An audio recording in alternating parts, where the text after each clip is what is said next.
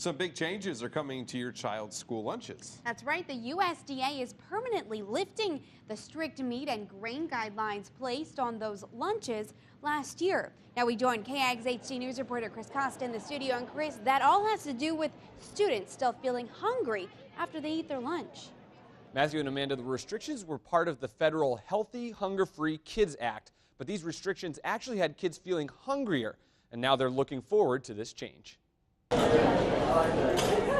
The bread is back. Your child's school lunch may have more in it now, all because students like Anderson Shiro football player Bryan used to go home hungry. Boys athletics is right before lunch, and the guys, we're always hungry coming out of athletics because, I mean, they run us and they work us out and we break a sweat and we get hungry. The USDA heard this a lot after they cut meat and grain portion sizes, leading them to put a temporary hold on the rule back in 2012.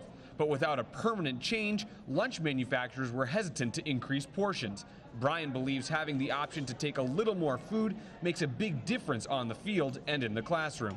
Some people are hungry some days, some people are not, and they just don't want to eat. Other days, I mean, somebody's starving and they'll go back for like 6 extras. It's important so that their brains are functioning well to learn, and they have to have the protein and the fruits and vegetables to do so.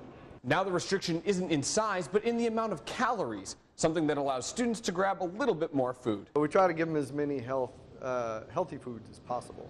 And that goes all the way through, so they'll perform well all day long. For Bryan, he can't wait for lunch to finally get back to normal. I like having the ability to get more food if I'm hungry.